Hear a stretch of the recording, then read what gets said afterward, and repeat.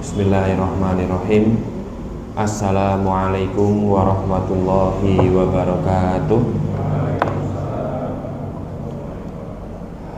Alhamdulillahirabbil alamin. Wassalatu wassalamu ala asyrafil anbiya'i wal mursalin Sayyidina wa maulana Muhammadin wa ala alihi wa sahbihi ajma'in. Asyhadu an la ilaha illallah wahdahu la syarikalah al-malikul haqqul mubin wa asyhadu anna Muhammadan abduhu wa rasuluhu shadiqul wa'dil amin. Bapak-bapak, ibu-ibu yang kami hormati, mari kita awali kajian kita pada pagi hari ini dengan bacaan basmalah. Bismillahirrahmanirrahim. Pada pagi hari ini kita 48. Kalau kemarin kita membahas surah Al-Baqarah ayat 142 hingga 145 yang berkaitan dengan sholat menghadap ke arah Ka'bah. Sekarang kita membahas Al-Baqarah 158 yang membahas atau berjudul As-Sa'yu bainas Shafa wal Marwah, atau sa'i di antara Shafa dan Marwah. Allah Ta'ala berfirman, Innas Shafa wal Marwata min sya'airillah faman hajjal baita aw i'tamara fala junaha alaihi ayyatawafa bihima wa man tatawwa'a khairan fa innallaha syakirun alimun, yang artinya adalah sesungguhnya Shafa dan Marwah merupakan sebagian syiar agama Allah. Maka siapa beribadah haji ke Baitullah atau berumrah, tidak ada dosa baginya mengerjakan sa'i antara keduanya.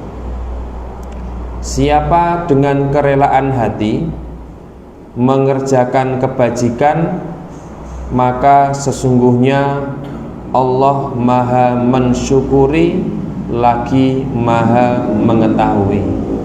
Al-Baqarah 158. Kita masuk di dalam penafsiran yang disampaikan oleh Syekh Ali As-Sabuni. Poin pertama yang kami sampaikan adalah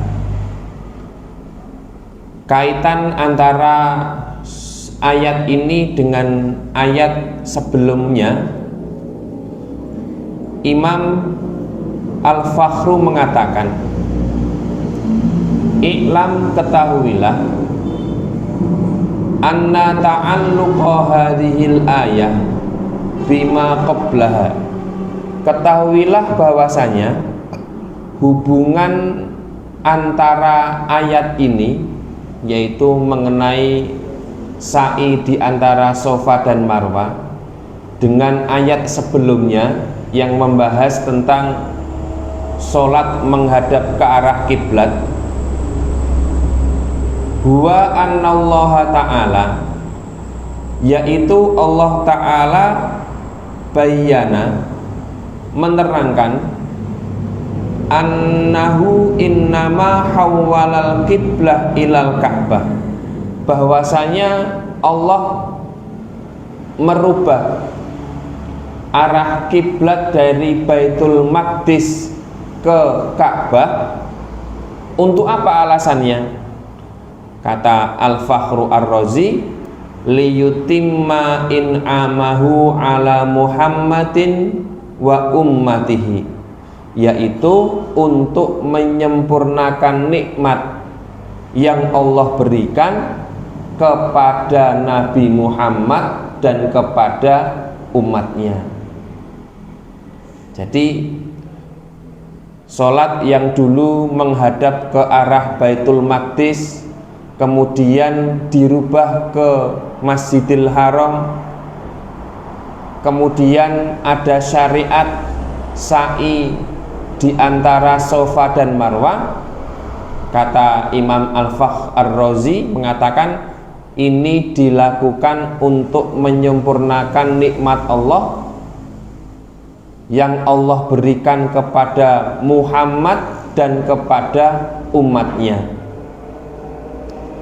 Bi ihya'i syara'i Ibrahim wa dinihi, untuk menghidupkan syariatnya Nabi Ibrahim dan agamanya.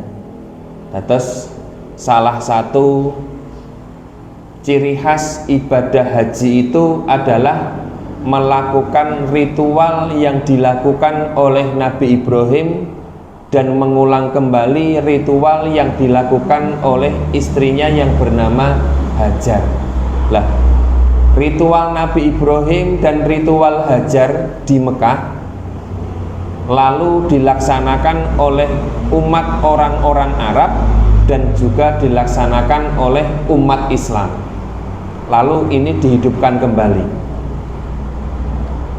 Wa kana sa'yu bainas Safa wal Marwah, dan adalah sa'i di antara Safa dan Marwah min sya'airi Ibrahim, termasuk syiarnya Nabi Ibrahim, ajarannya Nabi Ibrahim.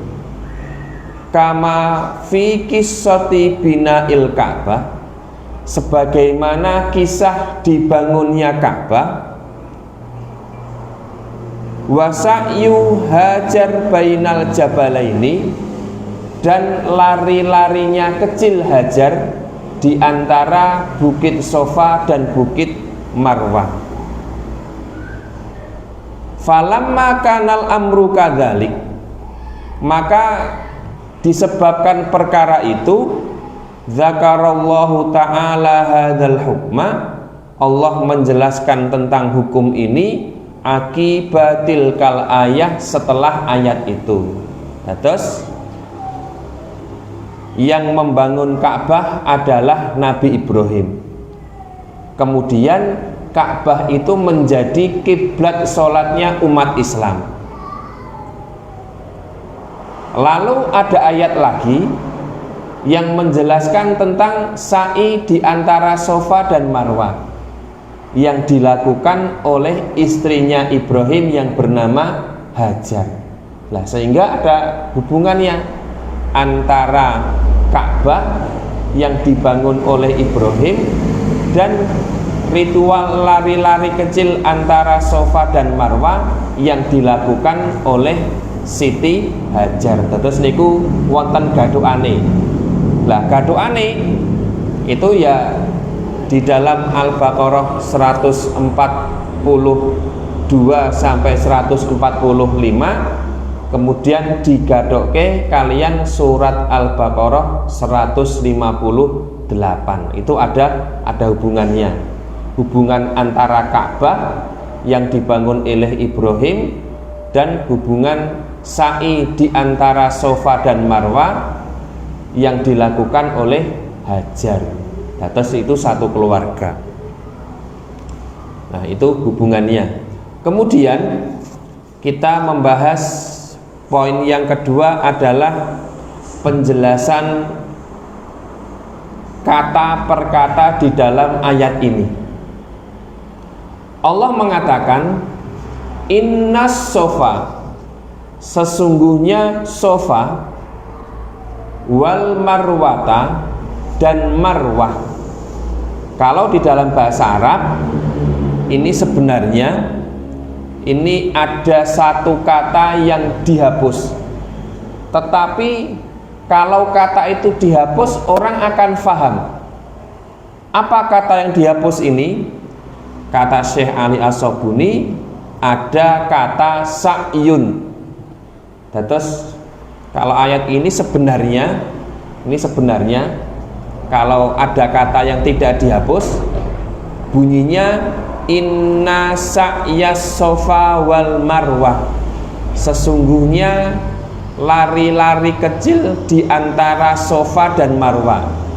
Nah, itu sebenarnya kata ulama, kalimat yang sebenarnya adalah inna sa'yas sofa wal marwata min sya'airillah. Nah, lalu kata sa'yun itu dihapus. Kenapa dihapus? Karena tidak perlu. Kenapa tidak perlu? Ya kalau tidak digunakan orang pasti akan paham. Nah, itu kata sebagian ulama seperti itu.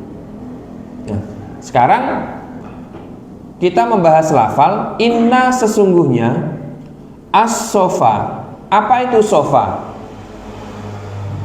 As-sofa, kata Syekh Ali As-Sobuni, sofa itu di dalam bahasa Arab memiliki makna al-hajaru al-amlasu, yaitu batu yang halus.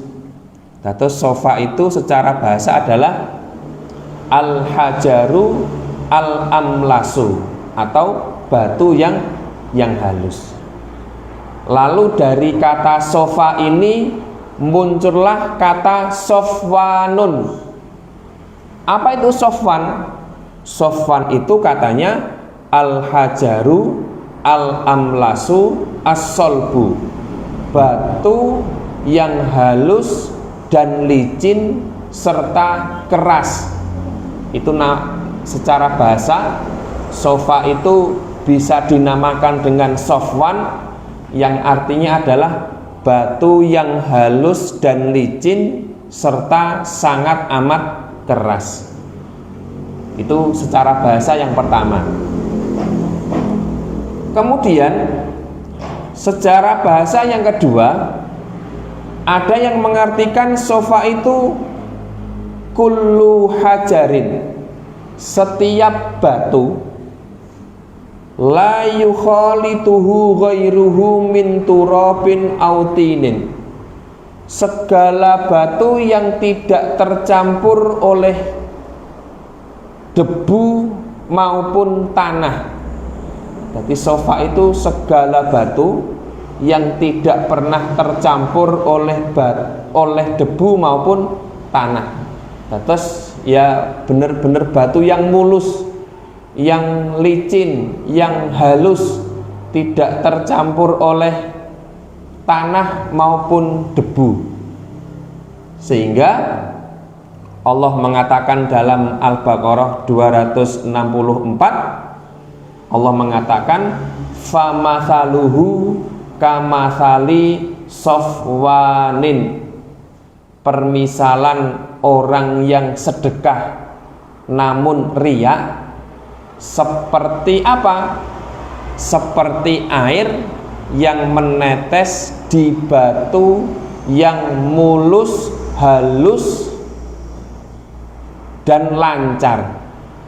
Terus orang yang sodakohnya dipenuhi dengan rasa riya, itu seperti air yang menetes di batu yang halus dan mulus. Kalau air itu menetes di batu yang halus dan mulus, maka air itu tidak mungkin meresap, namun hanya lewat saja. Itu menetes hanya lewat saja. Itu seperti orang yang sodakoh tapi dia riya. Dia benar-benar sodakoh, tapi airnya atau sodakohnya tidak pernah menjadi pahala.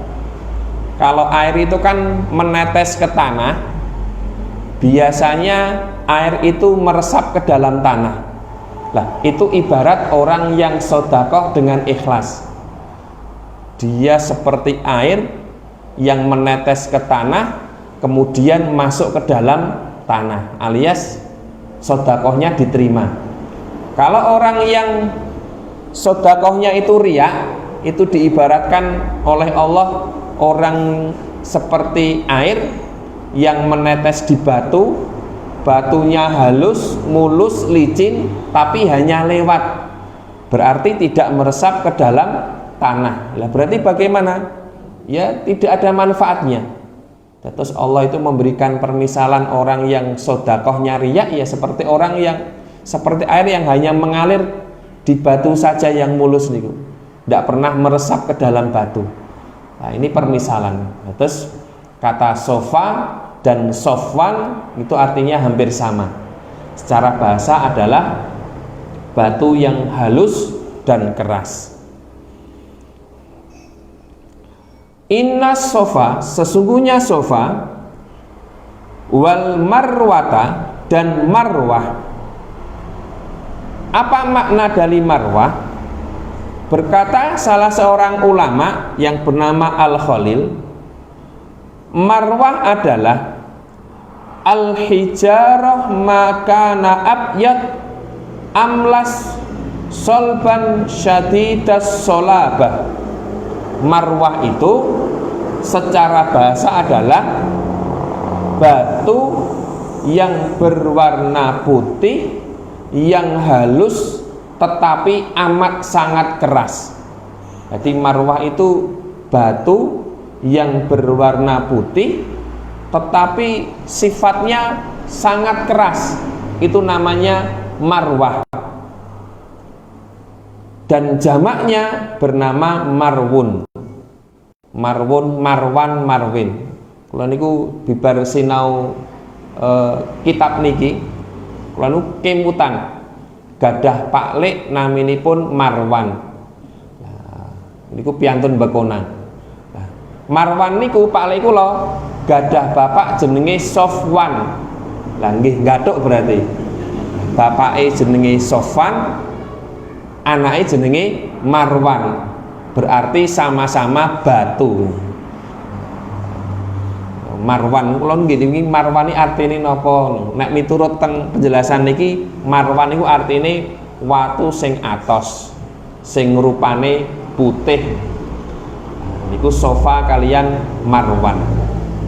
Nah, terus nek kadang-kadang niku wonten pasangan muda memiliki anak yang baru dilahirkan kok kembar wedok kabeh, niku kadang-kadang dijenengke sofa kalian marwah. Nek anake lanang kembar kadang-kadang dinamakan dengan Hasan dan Husain. Inna sofa wal marwah. Jadi secara bahasa itu sofa dan marwah itu adalah sama-sama batu. Sama-sama batu yang mulus, yang keras. Tapi kalau sofa itu ya batu, warnanya apa tidak ditentukan. Kalau marwah itu batunya berwarna putih niku. Wa qala al-Alusi mengatakan waqad sara fil urfi alamaini, kemudian telah menjadi kebudayaan nama sofa dan marwah itu limaudhi'aini jabalaini, dinamakan dengan dua buah bukit ma'rufaini yang terkenal bimakkata yang berada di kota Mekah. Terus saniki yang namanya sofa dan marwah itu terkenalnya tidak secara bahasa, akan tetapi terkenal secara tempat, yaitu tempat yang digunakan untuk sa'i di antara sofa dan di antara marwah. Sofa dan marwah nih. Inna sofa wal marwata, sesungguhnya sa'i di antara sofa dan marwah min sya'airillah, termasuk syiar-syiar Allah. Apa yang dimaksud dari syiar? Wahia fil lughati al-allamah. Syiar itu secara bahasa adalah al-allamah atau tanda-tanda. Jadi syiar itu secara bahasa adalah tanda-tanda. Tanda-tanda apa? Yang dimaksud dari tanda-tanda itu adalah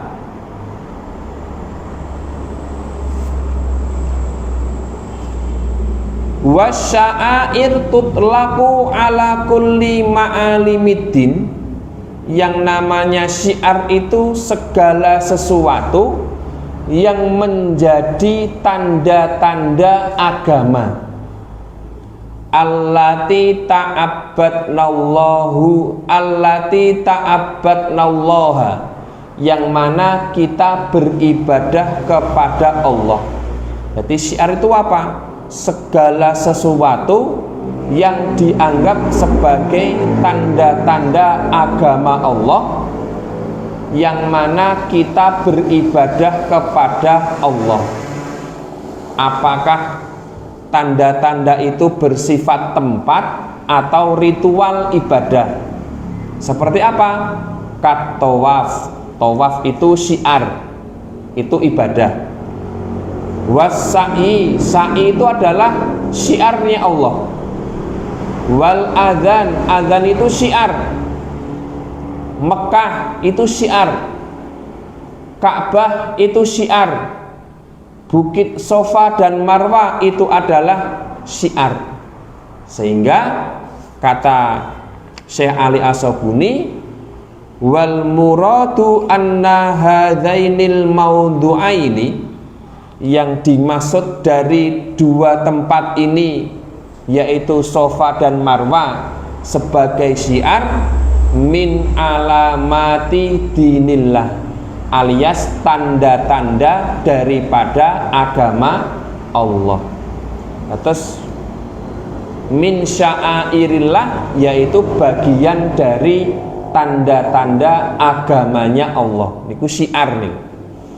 Syiar niku nggih ya seperti tadi. Sa'i itu syiar, adzan itu syiar, Bukit Sofa adalah syiar, Bukit Marwah adalah syiar, Masjid Syukur adalah syiar. Apa itu ya? Karena tanda-tanda daripada agamanya Allah itu. Inna Sofa wal Marwata min sya'airillah. Niki kita masih membahas secara bahasa. Faman hajjal baita, barang siapa yang berhaji. Apa itu haji? Haji itu menurut Syekh Ali As-Sabuni secara bahasa adalah al-qasdu wa iktsarut taraddud ila syai'in. Haji itu secara bahasa adalah bermaksud dan memperbanyak mondar-mandir di tempat tertentu. Jadi haji itu apa? Maksud dan bolak-balik mondar-mandir di tempat tertentu. Terus niku karena haji itu mondar-mandir di tempat tertentu dan bermaksud tertentu, ini makna dari haji secara bahasa. Secara istilah ini sudah terkenal, qasdul baitil atiq, bermaksud menuju ke Ka'bah, li'ada'il manasik, untuk melaksanakan manasik, minat tawafi, apakah tawaf, wassa'i ataupun sa'i, wal wukufi bi Arafah, maupun wukuf di Arafah, wasairil a'mali, dan segala amalan yang menyangkut dengan ibadah haji. Terus haji itu apa? Berziarah menuju ke Ka'bah untuk melaksanakan manasik, apakah tawaf, apakah sa'i, apakah melaksanakan wukuf di Arafah, atau segala hal yang berkaitan dengan yang namanya ibadah haji. Faman hajjal baita, barang siapa yang berhaji di Mekah, awai tamaro, atau dia berumroh. Umroh itu secara bahasa kata Syekh Ali As-Sabuni adalah az-ziyarah atau berziarah. Ziarah niku nek orang Arab itu ngeten, zur baiti ya akhi. Zur baiti itu mampirlah di rumahku. Terus Nek kalau Arab niku zur baiti, mampir ning omahku. Nek mampir niku berarti namung sedelok jenenge mampir. Maka dari itu sa'i itu kan umroh itu kan tidak lama. Ya paling 4 jam itu sudah termasuk lama, tidak lama-lama. Kalau haji ya lama. Terus umroh itu secara bahasa adalah ziarah atau ya berziarah. Wa fi syar'i, di dalam syariat umroh artinya adalah ziyaratul baiti, berziarah ke Ka'bah, li'adai nusukin muayyanin, untuk melakukan ibadah tertentu, minat tawafi, daripada tawaf, wasa'i bainas sofa wal marwah, sa'i di antara bukit Sofa dan bukit Marwah, wal halqi awit taksir, atau juga dia memotong rambut. Apakah memotong rambut itu gundul atau hanya mencukur sedikit daripada rambutnya. Di umroh itu ya hanya tawaf, sa'i di antara Sofa dan Marwah, kemudian dilanjutkan dengan mencukur rambut. Itu yang dinamakan dengan umroh. Walaisa fil umroh, di dalam umroh itu tidak ada wukufu bi Arafah, tidak ada wukuf di Arafah, wala mabitun bil Musdalifah, tidak ada mabit di Musdalifah, wala ramyu jimarin ila akhir, tidak ada melempar jumroh dan sebagainya dan sebagainya. Dan itu pembahasannya di KBIH. Nek teng ampel niku KBIH Muhammadiyah namanya napa nggih? Al Kausar, berarti sami. Nek teng daerah Ngandong Klego Karanggede KBIH-nya Al Kausar. Nek teng ampel sami nggih. Namanya KBIH Al Kausar.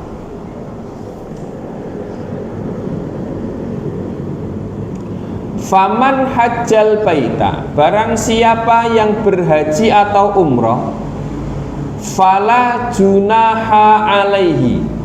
Kita bahas fala junaha alaihi. Apa kata junahun? Kata junah, apa arti junah?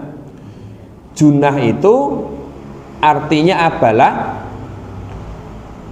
ulama yang bernama Ibnul Athir mengatakan, waqad takarraral junah, kata junah itu sering diulang-ulang fil hadithi, di dalam hadis,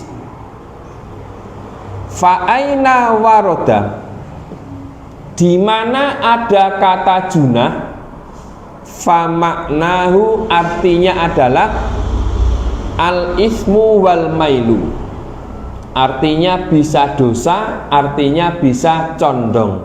Sehingga kalau Allah mengatakan fala junaha alaihi, maka tidak ada dosa atasnya ayat tawafa bihima, untuk bertawaf di antara Sofa dan Marwah. Dan ini nek belajar qiraah sab'ah, itu ada ulama yang membaca fala junaha alaihi ayat tawafa bihima. Ini bacaan yang masyhur.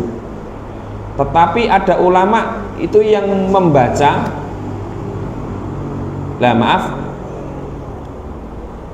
ini benar. Oke, kalau lanjutkan. Waman tatawwa'a. Lah di dalam ayat ini waman tatawwa'a, sebagian ulama membaca waman tatawwa'a, sebagian ulama lagi mengucapkan wa mayyat tawwa. Kalau tadi waman tatawwa'a, sebagian ulama membaca waman yat tawwa.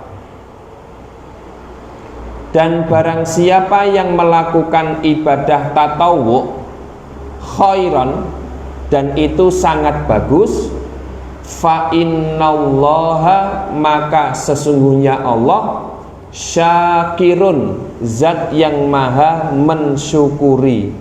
Sekarang kenapa Allah itu dinamakan dengan syakir, zat yang bersyukur? Apa makna syukurnya Allah dengan syukurnya manusia? Nah, ini kita bahas. Kalau syukurnya manusia bermakna berterima kasih. Oke? Syukurnya manusia itu bermakna berterima kasih. Kalau syukurnya Allah, apa maknanya?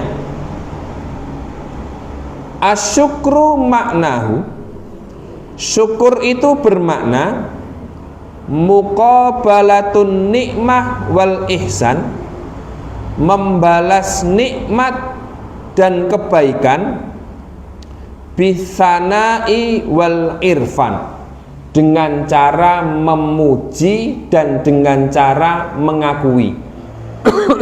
Terus syukurnya manusia kepada Allah itu ada dua. Yang pertama mengakui nikmat Allah, yang kedua adalah memuji Allah. Itu syukurnya manusia kepada Allah. Jadi saya ulangi lagi, syukurnya manusia kepada Allah dengan cara pengakuan dan dengan cara mengucapkan ucapan pujian kepada Allah. Ini syukurnya manusia kepada Allah. Wa hadzal makna muhalun. Tetapi kalau makna ini digunakan kepada zatnya Allah, Allah syakir, Allah mengakui dan memuji manusia, itu tidak mungkin terjadi kepada Allah. Kenapa? It laisa li ahadin indahu yadun wa nikmatun. Karena apa? Karena manusia itu tidak pernah berjasa kepada Allah, dan manusia tidak pernah memberikan nikmat kepada Allah. Jadi Allah itu tidak mungkin bersyukur kepada manusia, karena manusia merasa berjasa kepada Allah, karena manusia memberikan nikmat kepada Allah, itu mustahil. Tapi kalau manusia bersyukur kepada Allah karena Allah memberikan jasa yang sangat besar, nikmat yang sangat besar, sehingga kita memuji dan mengakui nikmatnya, niku matuk. Tapi kalau itu dibawa kepada Allah, niku tidak matuk, tidak cocok. Lah, bagaimana dipahaminya? Mahmulun dipahami alas sawabi wal jaza, yaitu secara pahala dan pembalasan. Ai annahu ta'ala, Allah ta'ala yusibuhu, memberikan pahala, wala yudhi'u ajral amilin, dan Allah tidak menyia-nyiakan pekerjaan orang-orang yang beramal dengan cara diberikan pahala. Terus ngeten, syukurnya manusia kepada Allah itu berupa rasa terima kasih kepada Allah. Kalau syukurnya Allah kepada manusia, yaitu dengan cara memberikan pahala yang setimpal. Terus Allah itu syakir. Apa artinya? Memberikan pahala yang setimpal. Kalau manusia itu syakir, maka manusia itu pandai berterima kasih. Satu kata tapi maknanya berbeda-beda. Ini kata syakir untuk Allah, artinya memberikan pahala. Kata syakir untuk manusia berarti berterima kasih. Itu setiap kata itu memiliki perbedaan. Kemudian Bapak Ibu yang kami hormati, kita masuk kepada asbabun nuzul. Terus ada 3 asbabun nuzul mengenai ayat ini. Innas sofa wal marwata min sya'airillah. Sofa dan marwah itu termasuk syiar-syiar Allah, syiar-syiar agama Allah. Barang siapa yang berhaji atau umroh, yang mana haji dan umroh itu pasti melakukan sa'i di antara sofa dan marwah, fala junaha alaihi, tidak ada dosa atasnya melakukan sa'i. Pertanyaannya adalah, kenapa Allah menurunkan ayat ini? Orang-orang Islam, sa'i sofa marwah itu tidak dosa loh. Nah, pertanyaannya adalah, kenapa Allah mengatakan sa'i di antara sofa dan marwah itu tidak perbuatan dosa? Karena apa? Diterangkan oleh Syekh Ali As-Sobuni, diterangkan, innahu sesungguhnya kana ala sofa, di bukit sofa itu dulu, sonamun, ada sebuah berhala, yuqalu lahu isafun, berhala itu bernama Isaf. Jadi dulu itu sebelum Mekah dikuasai oleh orang-orang Islam, di bukit sofa itu ada berhala yang bernama Isaf. Sofa itu selatan itu mriko nggih. Di selatan itu ada berhala dulu. Sebelum Nabi menguasai kota Mekah, di bukit sofa itu ada berhala yang bernama Isaf. Wa alal marwati sonamun, di marwah itu ada juga berhala, yuqalu lahu, bernama Nailatun, bernama Nailah. Dados sing bukit sofa itu dulu ada berhala yang bernama Isaf, di bukit marwah dulu ada berhala yang bernama Nailah. Lah rumiyin niku kama qala Ibnu Abbas, sebagaimana yang diucapkan oleh Ibnu Abbas. Wa kanal musyrikun, dan dulu itu orang-orang musyrik, idza tafu, apabila mereka sa'i. Orang-orang musyrik kan dulu juga melakukan sa'i di antara bukit sofa dan marwah. Tamassahu bima, orang-orang musyrik itu saat sa'i di antara sofa dan marwah, itu mereka lari ke bukit sofa, itu mereka memegang berhala yang bernama Isaf. Kemudian menuju ke bukit marwah, mereka itu kalau sampai di marwah memegang berhala yang bernama Nailah. Nah, saat ini kan orang yang sa'i kan yang mboten demek napa-napa.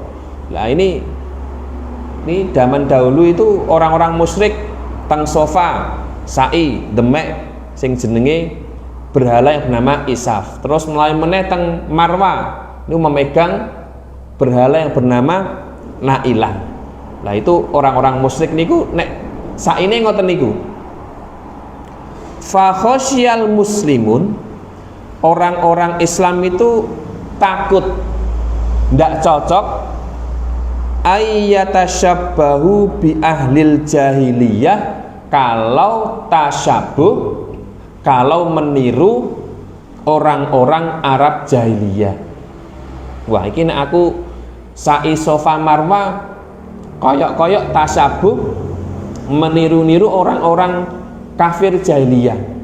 Niku di dalam hatinya tidak cocok. Wa taharraju minat tawafi, mereka itu merasa berdosa kalau melakukan sa'i, lihadza sababi, disebabkan perilaku orang kafir Quraisy dulu yang sa'inya seperti itu. Fanazalatil ayah, kemudian turunlah ayat ini.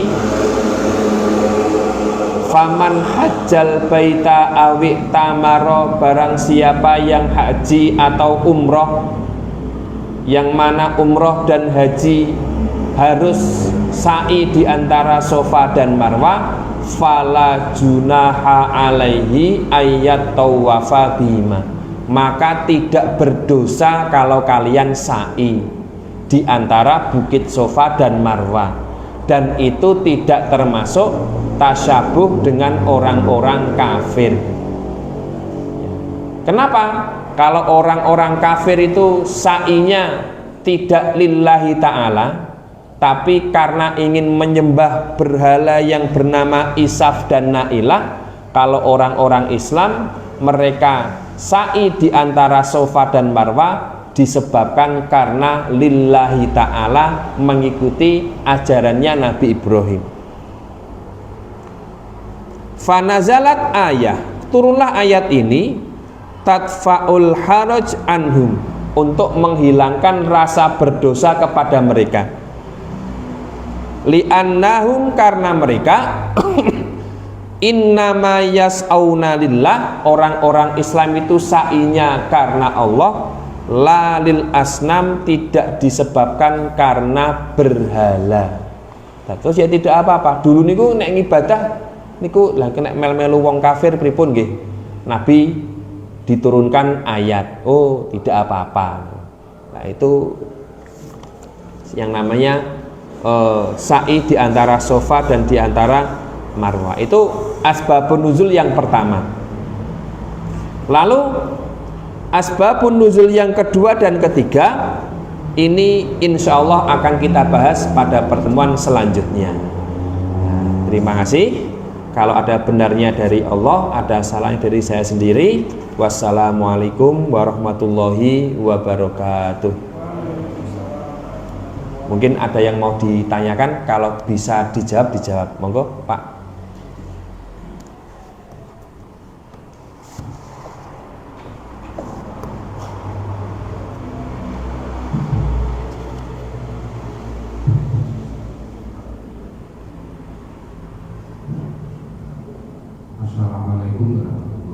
Waalaikumsalam warahmatullahi wabarakatuh.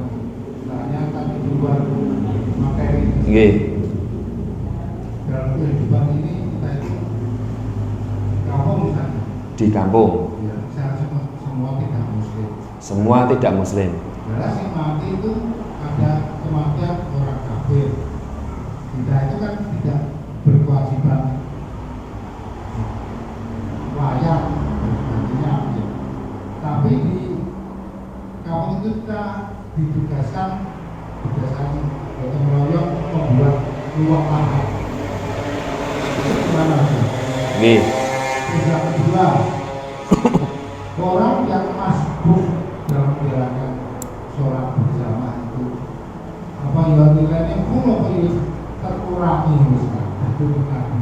Nah ini yang bisa jawab karena masbuk dalam sholat apa sholat sah berkamat atau disebutnya masbuk pahalanya itu yang pertama orang yang berbuat itu ada. Terima kasih. Assalamualaikum warahmatullahi wabarakatuh. Waalaikumsalam warahmatullahi wabarakatuh. Oke, mengenai jenazahnya orang non muslim. Jadi saya teringat dulu di zaman Nabi ada orang non muslim yang meninggal dunia dan jenazahnya akan dikuburkan, dan saat jenazah itu digotong melewati Nabi, Nabi itu berdiri untuk menghormati apa? Ada yang mengatakan untuk menghormati malaikat yang berada di sampingnya orang non muslim tersebut. Ada yang mengatakan untuk menghormati jenazahnya orang non muslim. Jadi lalu kalau seperti itu bagaimana? Kalau yang dilakukan tersebut digunakan untuk duduk jenazahnya, maka itu bagian dari hablu minan nas, yaitu berhubungan baik dengan orang lain. Maka itu perbuatan yang sangat baik karena bagian dari hablu minan nas. Nah, karena nggih wong Kristen niku nek mati ya juga harus tetap dikubur. Meskipun kalau seandainya ada non muslim yang duduk nggih lebih baik lagi. Tapi kalau tidak ada yang duduk, yang ada yang duduk nggih wong Islam tok, berarti ya harus orang Islam. Apalagi itu tetangga. Tetangga itu nggih wajib untuk kita hormati. Itu yang pertama. Terus tidak apa-apa kita menghormati jenazahnya orang non muslim. Yang penting tidak menyolatkan Dan yang kedua, tidak mendoakan agar diampuni dan mendapatkan rahmat dari Allah. Itu yang dilarang. Nah, mungkin wong non Islam mungkin disolati nganggo jas, ngelu wagu niku. Jas. Nah, kok bagus men wong Kristen mati nganggo jas.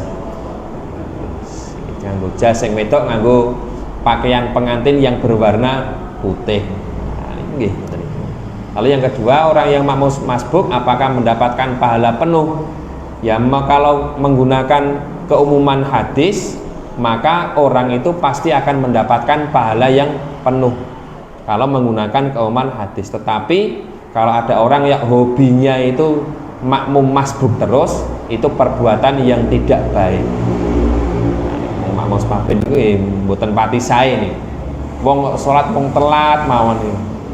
Ahli telat wal jamaah nih, buatan ahli sunnah wal jamaah, ahli telat wal jamaah. Nah, terus seperti itu. Jadi insya Allah tetap mendapatkan pahala yang penuh meskipun perbuatan itu perbuatan yang kurang baik. Nggih, monggo Bapak Ibu. Monggo Pak. Waalaikumsalam warahmatullahi wabarakatuh. Bagi saudara kita nanti itu sudah jelas ya kegiatannya. Itu kalau mau dikasihkan mungkin nanti. Kalau warga saudara yang menikah kegiatan orang tua. Untuk apa? Untuk orang yang sudah meninggal itu. Nggih. Kalau saudara kita nanti nggak jelas Pak. Tahlilan. Tahlil kasih nanti jelas. Itu wajib. Tapi kalau warga meminta apa kegiatan setelah jenazah dimakamkan? Nggih. Nggih. Kalau ada warga Muhammadiyah yang meninggal dunia, itu malam hari ngapain? Keluarganya ini. Maka tidak ada amalan khusus, tetapi boleh menggunakan dalil yang bersifat umum, yaitu mendoakan kedua orang tua. Apakah setelah sholat atau di waktu-waktu yang mungkin dia longgar.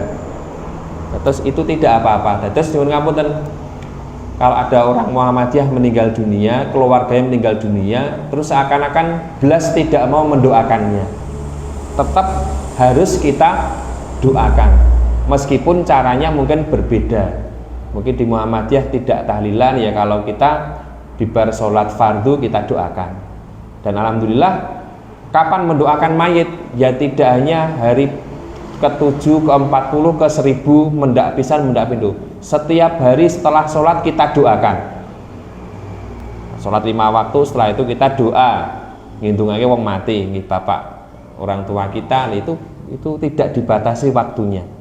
Tidak harus nunggu 7 hari, 40 hari nyatos mendak pisan, mendak pindu nyewu. Nah, tetap kita doakan. Tetap kita doakan semampu kita.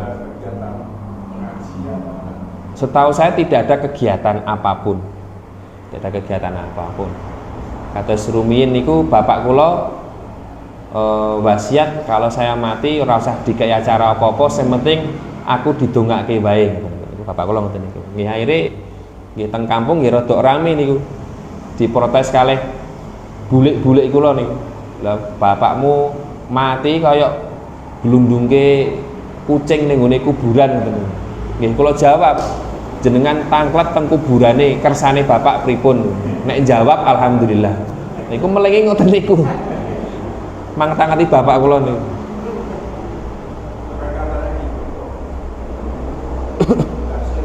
Nah, nggih niku. Lah gimana kalau orang tua wasiatnya begini rasanya acara apa-apa nggih pripun? Kalau diberi acara nggih malah mungkin durhaka kalau durhaka. Yang protes nggih tetep niku welingi bapak niku mboten karepe kula niku. Peh wong Muhammadiyah karepe ngoten mboten, karepe wong tua kula. Sampai ibu saya itu yang masih hidup nggih meling kalih kula. Aku sampe nek mati rasa ditahlilke. Nggih, Bu. Nggih. Lah ibu kula nggih ngrasa tahlilan iki larang oleh sekali tampile 2 yuta paling ora niku.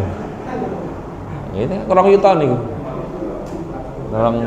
Orang yuta niku. Nek hari pertama sampai ke-7 sudah 14 juta. Hari pertama sampai ke-6 ya 2 yuta.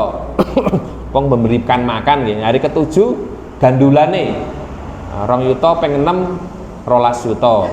Hari ketujuh 4 juta, itu sudah 16 juta. Hari kula niku eman-eman duwite nggih, sak kersane jenengan. Itu melengi wong tua kula ngoten niku. Terus awame diprotes nggih kula jawab nggih, cocok mang dudah kuburane. Itu saya jawab akhirnya. Nah niku weling kali wong tua kula ngoten niku. Tetapi saya sebagai anak tetap mendoakan kedua orang tua. Meskipun caranya berbeda dengan saudara kita yang Nahdiyin ngoten niku. Terus ngeten, saya ulangi lagi nggih, saya sama gini. Kita itu nggih kalau kita sudah umur, kita itu harus mempersiapkan diri orang jaga donga saka wong liya. Kita mengandalkan apa? Amal soleh kita. Nah, kadang-kadang kan wong ngeten niku, wah, somben mati didongake karo anak putu tangga sedulur.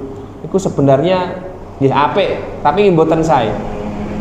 Orang itu jagane napa? Jagane amalane dhewe niku sing paling sae. Nggih, kita kan punya amal nggih.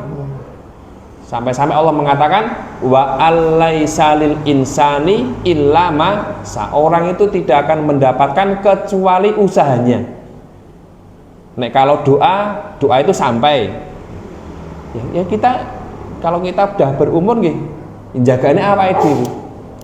Ya nek anake eling ndongake, nek mboten eling ndongake.